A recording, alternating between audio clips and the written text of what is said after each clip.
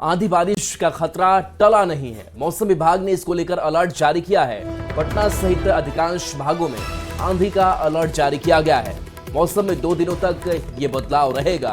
बिहार राज्य आपदा प्रबंधन प्राधिकरण की अपील भी की गई है। ठनका से बचने की अपील की गई है। खेतों में काम कर रहे हैं तो तुरंत पक्के मकान में आप जाएं, ये अपील की गई है। इसके साथ साथ सावधानी ये बरतें कि जब बिजली कड़के तो पेड़ के नीचे खड़े रहना जानलेवा हो सकता है।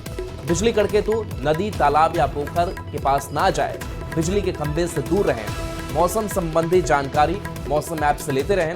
पैरों के नीचे सूखे पत्ते या प्लास्टिक रखें। तो ये तमाम सावधानियां आप बरत करके ठनका की चपेट में आने से बच सकते हैं। विनीता हमारे साथ न्यूज 18 संवाददाता जुड़ी हुई है। विनीता, क्या अलर्ट जारी किया गया है ठनका बिजली को लेकर? हालांकि कल का जो दिन था वो ठीक था, लेकिन एक बार फिर से मौसम में जो बदलाव है उसका जो संभावना है वो जताई जा रही है। मौसम विभाग की तरफ से साफ तौर पे कही जा रही है कि आज भी आंधी, तूफान और ठनका का जो आसार है, संभावना है वो बनती है। और उसके मद्देनजर मौसम विभाग ने अलर्ट भी जारी किया है। और सिर्फ आज ही नहीं, अगले 2-3 दिनों तक मौसम का यही हाल होगा। एक भले ठनका और बारिश से मौसम थोड़ा सामान्य रहे, लेकिन उसका असर फिर अगले दिन देखने को मिलेगा। और जैसा कि पिछले दिनों साफ तौर पर राजधानी पटना कहे या पूरे बिहार की जो गतिविधि थी, तेज आंधी, बारिश और ठनके का प्रभाव रहा। कल का दिन सामान्य रहा, लेकिन आज एक बार फिर से सुबह से बिहार के कई जिलों में ठनका, बारिश, तेज आंधी के जो आसार हैं, जो संभावना है वो दिख रही है। ठनका का भी आसार बना हुआ है। उसके मद्देनजर मौसम विभाग ने अलर्ट भी जारी किया है। पटना के लिए भी आज अलर्ट जारी किया गया है। सिर्फ पटना ही नहीं, अधिकांश ऐसे भाग हैं जहां पर आंधी तूफान के साथ ठनका के मद्देनजर मौसम विभाग ने अलर्ट जारी किया है।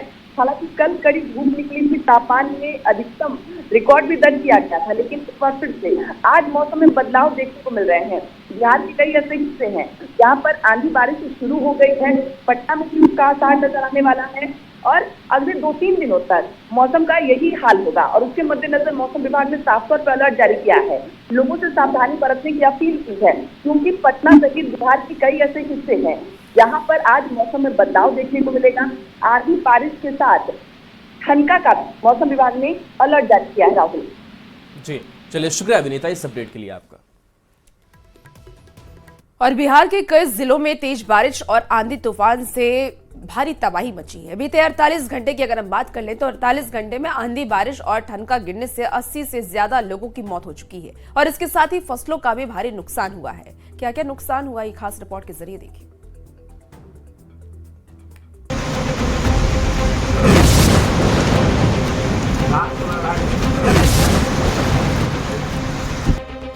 बिहार में तेज आंधी और तूफान के साथ बारिश कहर बरपा रही है।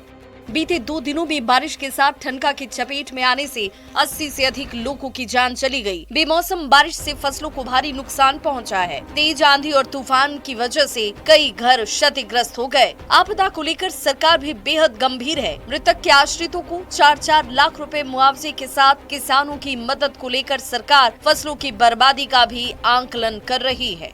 माननीय मुख्यमंत्री ने भी जो है घोषणा कर दिया है। उस हिसाब से हम लोग सभी मरने वालों को जो है 4-4 लाख रुपया देंगे। किसानों का जो है जो क्षति हुआ है उसके बारे में हम लोग बात कर रहे हैं अभी। कुदरत का कहर सबसे ज्यादा नालंदा में बरपा है, जहां आंधी और तूफान के साथ ठनका की चपेट में आने से 23 लोगों की मौत हो गई। अधिकांश क्षेत्रों में बिजली और रास्ते बंद हैं। जो आपदा से जो पीड़ित परिवार है उनका नुकसान हुआ है, मृत्यु हुई है। 4-4 लाख रुपया तत्काल देने का उन्होंने निर्देश दिया अधिकारियों को। जीडीयू के राष्ट्रीय कार्यकारी अध्यक्ष संजय झा ने भी आंधी, तूफान और ठनका से जान गंवाने वाले लोगों के प्रति संवेदना जाहिर की। उन्होंने कहा कि सरकार पीड़ित परिवार के साथ है। और मुख्यमंत्री जी तो हमेशा आपदा में चीज़ों को, उन लोगों को जो भी मदद है वो मिले इमीडिएटली, वो देखते रहे, खुद भी मॉनिटर कर रहे हैं।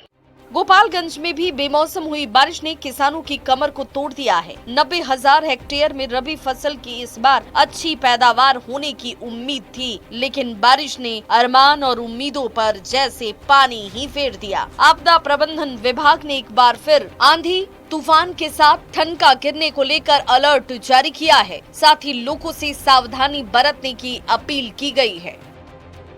न्यूज़ 18 के लिए पटना से शैलेंद्र कुमार, नालंदा से अभिषेक कुमार के साथ गोपालगंज से गोविंद कुमार की रिपोर्ट।